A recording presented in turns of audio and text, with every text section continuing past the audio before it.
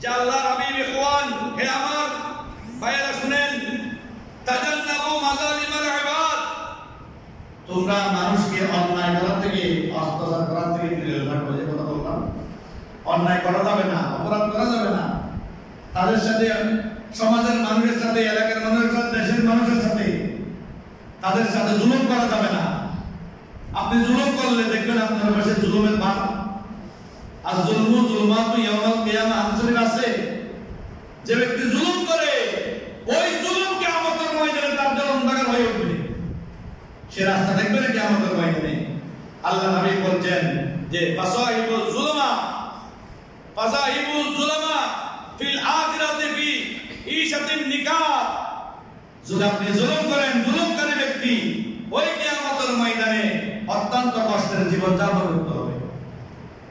এরপরে বলছেন ওয়াফিরু ফিল মালি ওয়াফিরু মিন মালিল ইয়াতীম, এতিম ভাই বোন আছে, বন্ধু বোনের ছেলে আছে, ভাইজি আছে, ভাতিজা আছে, তোমরা সে সমস্ত আওলাদদের সম্পদ, সে সমস্ত পাওনাদারদের সম্পদ তোমরা তাদেরকে পুরোপুরি বুঝিয়ে দাও। ওখান থেকে তোমরা কি করো না, কাটছাট করিও না। ওয়াবউদু আনহু গায়াতাল ইলআব, এবং তাদের সম্পদের কাছে তোমরা নিকটবর্তী হইও না। এখন তো সুযোগ পাইলে জীবের সম্পদ খাবে না, বায়ুর সম্পদ খাবে না, মাটির সম্পদ খাবে না, এলাকার সম্পদ নিয়ে ফেলতেছে। এই আমার শক্তি আর সামর্থ্য আছে, আমি এই সব সম্পদের মালিক, কিন্তু আপনি আসলে তো মালিক নন, আপনি আসলে ফকির।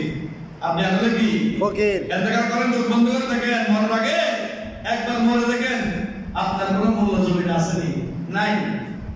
যেই হোক, কোটিপতি হোক, যেই হোক না কেন, তার কোনো মূল্য নাই। এরপরে বলছেন ওয়াতাহাসসানু বিল কিযবি, তোমরা মিথ্যা কথা বলা থেকে বিরত থাকো, দূরে থাকো, মিথ্যা কথা বলিও না। একটা মিথ্যা চাপা দেওয়ার জন্য 10টা মিথ্যার আশ্রয় গ্রহণ করতে হয়। অতএব তুমি যেটা সত্য সেটা বলে দাও। এরপরে বলছেন ফাল কাযিবু ফিল আখিরাতি ইউগাইয়িরু সূরাতু বিস-সাওম, যে ব্যক্তি মিথ্যা কথা বলবে, মিথ্যাবাদী হবে, ওই ব্যক্তি কিয়ামতের ময়দানে চেহারাটা এমন হবে যে তার চেহারাটা কালো হয়ে যাবে, কুচকুচে, সেই কৃষ্ণবর্ণ কুচকুচে কালো চেহারা হয়ে যাবে। তাকে কেউ চিনেই হবে না মিথ্যাবাদী, সে নিজের চেহারা থেকে বোঝাবে সে মিথ্যাবাদী। এরপরে ওয়াদারু আন-নাকসি মিকাল, এই আমার বান্দা-বান্দারা, তোমরা মাপজুবের মধ্যে কম দিও না, মাপজুব তোমরা বরাবর দাও। একটু তাহলে বাড়াই দাও, কিন্তু কমাইয়া না, কমাইলে দেরি হবে যাবে। এবারে বলুন সুবহানাল্লাহ। একটু বাড়াই দিলে সেটা কি হবে, সত্য হয়ে যাবে। বলুন সুবহানাল্লাহ। এইজন্য আমাদের সংশোধন করতে হবে, নিজেকে সংশোধন করতে হবে। শুধু পরিবার থেকে সমাজ, সমাজ থেকে এলাকা, এলাকা থেকে আমাদের সারা সৃষ্টি জগতের মধ্যে আমাদের থাকতে হবে, অস্তিত্ব ভালো থাকতে হবে, ব্যবহার ভালো থাকতে হবে, চরিত্রটা ভালো থাকতে হবে। দেখবেন সবাই আমাদেরকে ভালোবাসবেন। মুসলমানদের যে ঐতিহ্য, যে মুসলমানদের যে আর কালচার, কৃষ্টি কালচার, সেটা যদি ফিরে আসে, আল্লাহর এই জমিনের মধ্যে শান্তি আর শান্তি বর্ষণ হবে। বড় করে বলুন সুবহানাল্লাহ। আল্লাহ আমাদের প্রত্যেককে বুঝার তৌফিক দিন। সকলে বলে আমিন। ওয়া আখিরু দাওয়ানা আলহামদুলিল্লাহি রাব্বিল আলামিন।